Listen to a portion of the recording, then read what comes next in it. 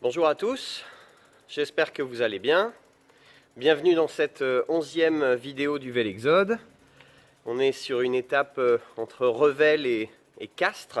On est actuellement à Sorèze, à l'abbaye école, un endroit magnifique, célèbre pour tous les jeunes du sud-ouest parce que c'est de là que viennent les planchons. Voilà, je suis désolé, je voulais vous poster une vidéo hier soir, mais m'arrêtant à Revel, il y avait un vent à décorner les bœufs.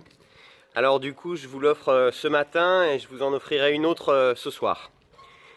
Voilà, donc je le disais dans la dernière vidéo, il a fallu s'arrêter, faire halte.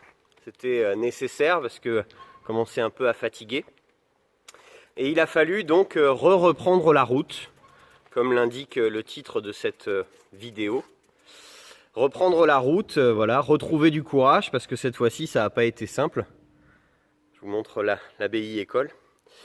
Il a fallu retailler, ça fait longtemps qu'on est sur la route, alors du coup, il a fallu retrouver du courage quelque part.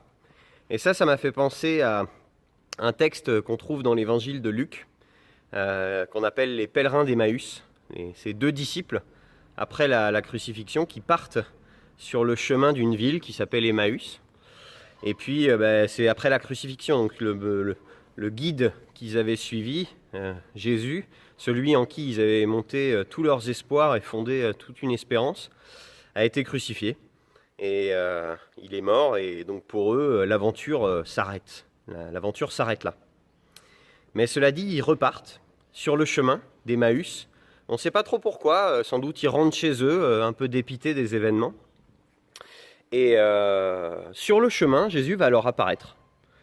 Et leurs yeux sont voilés, ils ne le reconnaissent pas tout de suite.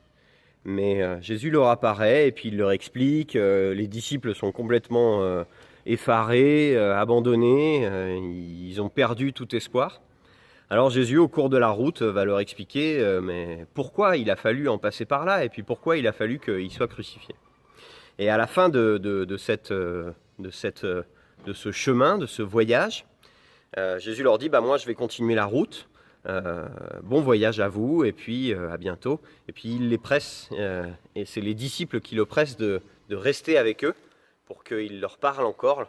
Et au moment où Jésus va manger avec eux, leurs yeux vont s'ouvrir et ils vont le reconnaître et ils vont se dire mais nos cœurs ne brûlaient-ils pas en sa présence. Donc voilà, ça leur redonne la force de continuer sur la route et puis ça leur redonne une espérance.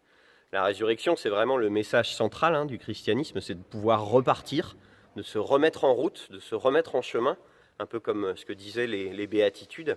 Et c'est vraiment une leçon pour toute l'humanité qui a résonné très très fort après cette crucifixion, justement, de pouvoir se relever de toutes les épreuves. Et ça, c'est quelque chose qu'on a tous à traverser quelque part, donc c'est un message qui nous est tous adressé.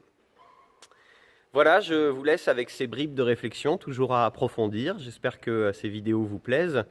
D'ici là, je vous dis bon voyage et sûrement à ce soir.